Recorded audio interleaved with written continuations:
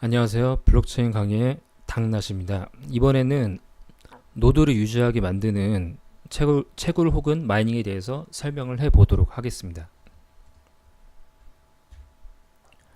다들 채굴이 뭔지는 대충은 알고 있을 겁니다. 이제 비트코인의 예를 들면은 문제를 맞춘 정답자에게 비트코인을 주는 방식이 있죠. 이제 퀀텀 같은 경우는 이제 소유한 양에 맞춰서 이자를 주게 되는 방식이 있고요. 최근에는 가장 핫한 코인인 이오스 같은 경우는 디포스라고 하는데 모든 사용자에게 동등한 권리를 주는 게 아니라 선출된 대표자들에게 채굴 권한을 준 후 나눠주는 방식이 있습니다.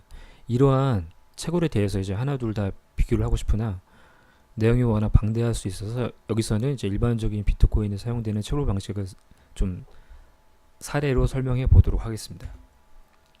비트코인에서 이제 채굴을 한다고 할 때 사실 의미가 두 가지로 해석을 할 수 있습니다. 하나는 코인을 캐내어서 얻는다는 대표적인 사전적 의미인 채굴, 또 하나는 의미 있는 값을 찾아낸다는 뜻의 마이닝이라는 의미가 있습니다.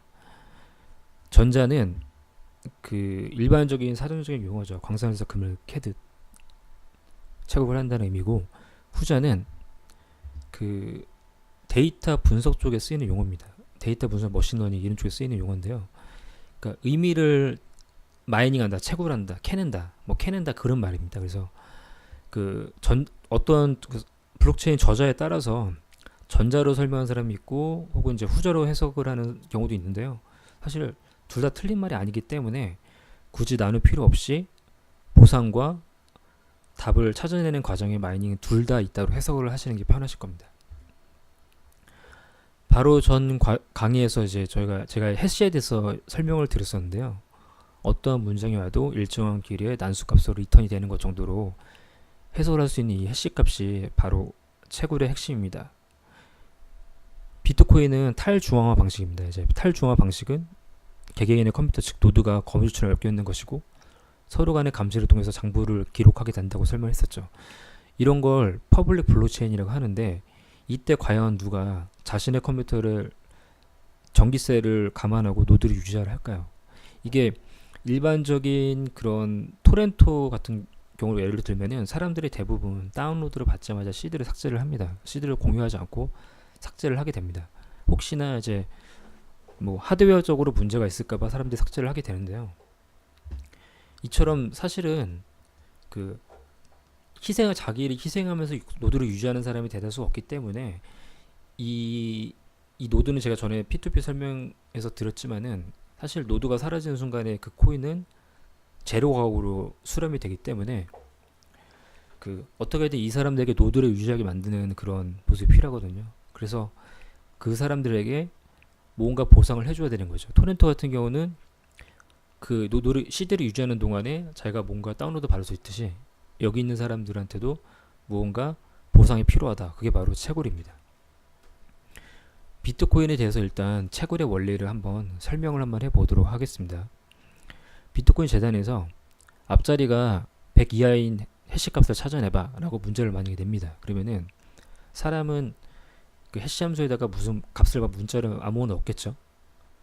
넣는데 만약에 출력값이 이처럼 102 뭐 IJ 뭐 이렇게 나왔다고 치면은 정답이 아닌 것이기 때문에 다시 랜덤 문자를 뭔가 만들어내고 다시 던집니다. 이것들을 계속 반복하게 돼서 뭐 100 이하의 값이 여기서 들어오게 되면은 문제를 맞췄을 때 이제 비트코인에서 재단에서 이제 보상을 하게 비트코인 재단에서 주는 게 아니라 사실은 그렇게 프로그램이 돼 있어서 이쪽에서 보상으로 자동적으로 받게 됩니다. 가장 먼저 문제를 맞췄기 때문에.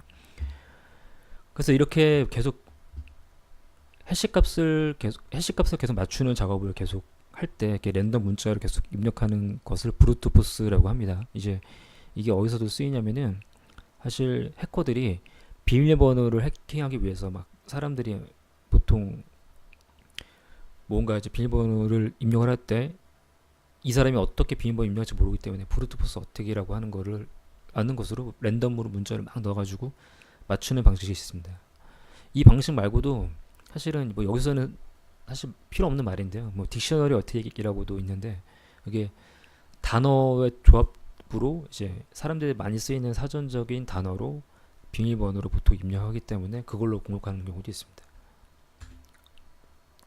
지금 보시는 거는 앞자리가 50 이하인 것을 찾아내봐라는 것인데, 이게 뭐냐면 난이도를 만약에 올리는 방식에 대한 설명입니다. 이제 난이도를 2배 이상 올리고 싶으면은 방금 보면은 100에서 이렇게 50으로 바꾸는 순간에 난이도 2배가 올라가겠죠. 만약에 이게 20이 되면은 난이도가 5배 이상 올라가는 것이고요. 이런 식으로 난이도 조절할 수 있습니다. 혹은 그러니까 이거는 비트코인 알고리즘이 이렇게 된지는 모르겠지만은, 사실은 그 채굴하는 이 문제를 맞추는 그 알고리즘은 사실은 누군가 이제 바꿀 수는 있는 거니까요. 뭐 이런 식이 아니라 전체 문자열을 되게 조금만 주고, 예를 들어서 앞에 몇 글자만 잘라가지고 주고, 아예 이걸 맞추는 거라든지 뭐 이런 식으로도 할 수 있겠죠. 이런 식으로 뭐 50 이하인 게 아니라 몇 자리까지 있는 문자열이 이거인 거 찾아라, 뭐 이런 식으로 문제를 낼 수도 있을 테고요.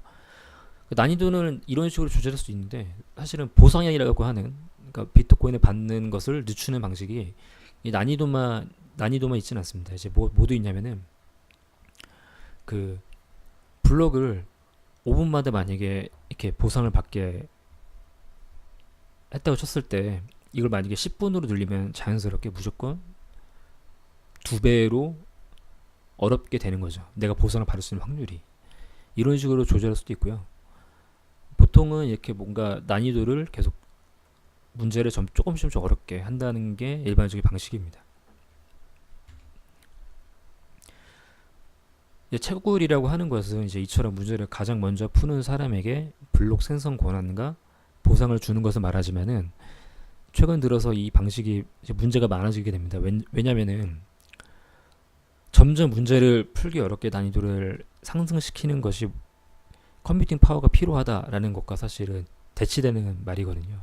그러다 보니까 사람들이 점점 조직화된 채굴장들이 생겨나게 되는데, 이러다 보니 엄청난 환경에 문제가 있을 만한 수준의 그러한 전기료가 필요하게 됩니다. 그래서 이 사진을 보면 아이슬란드 국가에 대한 부분인데요. 여기 보면 비트코인 에너지 used in Iceland set to overtake home, say, local firm. 이런 말처럼 그 채굴장에 비트코인 에너지, 그러니까 비트코인을 만들기 위한 에너지가 가전용 전기세보다 비싸졌다라는 뜻입니다. 이게 엄청난 진짜 문제가 많이 나서, 이제 이런 것들이 사실 되게 많거든요. 전 세계 비트코인 채굴하기 위한 전력 같은 경우는 웬만한 수준의 나라 전기세라고 할 정도로, 좀 어떤 학자들은 거의 환경 재난이다라고 할 정도로 문제가 많다고 생각을 하거든요. 그래서 이런 것들을 문제로 인해서, 이게 이제 POW 방식인데 이거를 POS로 전환하는 방식으로 좀 시도를 많이 하고 있습니다. 이제 POS는 지분 증명, 아까 퀀텀을 설명했었는데요. 보유한 만큼 이자를 받는 방식으로 하는 게 이제 POS인데, 이렇게 좀 코인들 많이 움직이려고 하고 있고, 이더리움 같은 경우도 현재 POW인데 POS로 포스 방식으로 전환을 시도하고 있습니다. 이제 조만간 업데이트가 될 텐데, 업데이트 되면은 포스로 전환이 되게 됩니다. 이처럼 이제 채굴은 사람들에게 색다른 즐거움을 주기도 하지만은, 이렇게 예상치 못했던 전기세가 엄청나게 많이 든다든지 이런 문제도 있다 보니까, 좀 최근에는 정말 다양한 채굴 방식들이 나오고 있습니다. 그래서 다음에는 다양한 채굴 방식에 대해서 어떻게 보상을 주는지 대해서도 한번 영상을 찍어볼 생각이고요. 그 다음에